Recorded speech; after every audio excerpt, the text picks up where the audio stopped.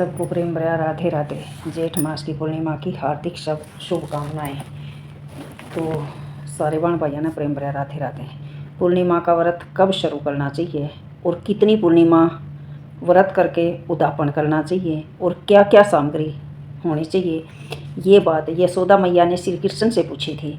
तो श्री कृष्ण ने क्या कहा, यशोदा मैया ने कहा, द्वापर युग में यशोदा मैया ने श्री कृष्ण जी से कहा, कृष्ण तुम तो संसार को उत्पन्न करने वाले हो, पालन करने वाले हो, संहार करने वाले हो। आज मुझे कोई ऐसा व्रत बताओ जिसके करने से मृत्युलोक में स्त्रियां अखंड सौभाग्यवती रहें, उन्हें विधवा होने का भय नहीं रहे और मनुष्य की सारी मनोकामना पूर्ण हो। तो मुझे कोई ऐसा व्रत बताओ और कितने कितने वो व्रत करने चाहिए और उसका कब उद्यापन करना चाहिए।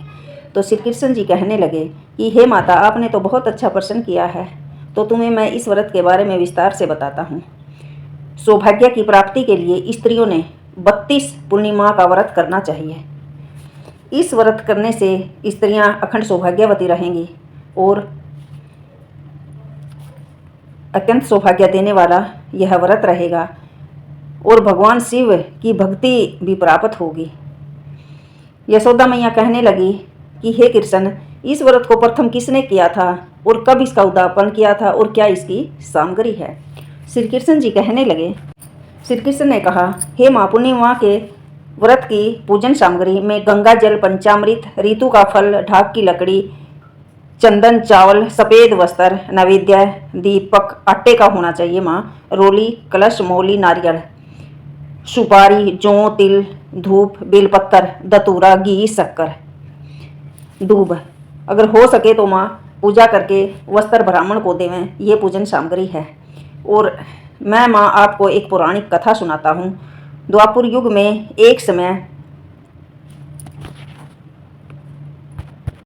श्री कृष्ण कहने लगे, हे यशोदा मैया, भूमंडल पर अनेक प्रकार के रत्नों से परिपूर्ण कातिका नाम की एक नगरी थी। वहाँ एक चंद्रहास नाम का राजा राज्य करता था। उसी नगर में एक धनेश्वर नाम का ब्राह्मण और ब्राह्मणी भी रहते थे। उसकी स्त्री बहुत सुशीला, रूपवती और गुणवान थी। दोनों ही उस नगरी में बड़े प्रेम से रहते थे। घर में धन धान्य आदि की कोई कमी नहीं थी, परंतु उनके घर में कोई संतान नहीं थी। उन्हें बहुत बड़ा दुख था। एक समय एक बड़ा योगी उस नगरी में आया। वह योगी उस ब्राह्मण के घर को छोड़कर अन्य सभी घरों से भिक्षा लेकर भोजन किया करता था। वह रूपवती से कभी भी भिक्षा नहीं लेता था। एक दिन वह योगी भिक्षा लेकर गंगा के किनारे जाकर प्रेम पूर्वक भोजन बनाने लगा। तो रूपवती के मन में एक भाव आया कि योगी जी सबके घर से भिक्षा लेते हैं, मेरे घर से कभी भिक्षा नहीं लेते। ये सोचकर वो नदी के किनारे चली गई जहाँ योगी जी भोजन बना रहे थे। ब्राह्मणी ने जाकर प्रणाम किया। योगी जी ने आदर सत्कार से उसको आशीर्वाद दिया, बिठाया और पूछा कि हे देवी, किस कारण आई हो। तो ब्राह्मणी ने कहा कि आप तो सब कुछ जाने चार हो योगी जी, मुझे कोई ऐसा आशीर्वाद दो, ऐसा उपाय बताओ जिससे मुझे संतान हो। योगी जी ने उस ओर देखा, बड़े भाव से उसे बड़े प्रेम से आशीर्वाद दिया कि तेरे घर में 2 कन्या का जन्म होगा। तो योगी जी के आशीर्वाद से उसके घर में 2 कन्या का जन्म हुआ। धीरे धीरे कन्या बड़ी हुई, सियाणी हुई।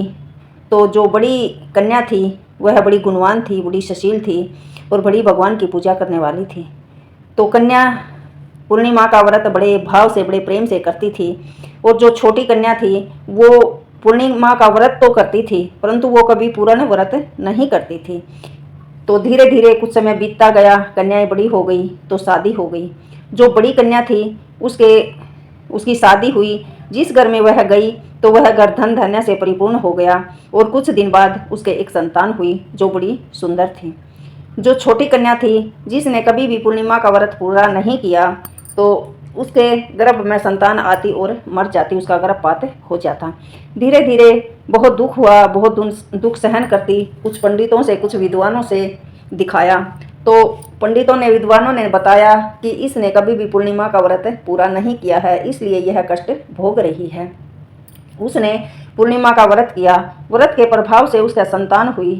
कुछ दिन बाद वह मर गई।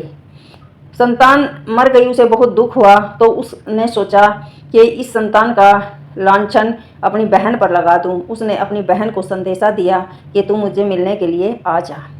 उसकी बहन मिलने के लिए आ रही थी तो उसने एक पटड़ा बिछाया और पटड़े के नीचे अपनी मरी हुई संतान को लेटा दिया और अपने मन में सोचा कि मेरी बहन आएगी तो इस पटड़े पर बैठ जाएगी तो मैं फिर बोलूँगी कि तूने मेरे बच्चे को मार दिया।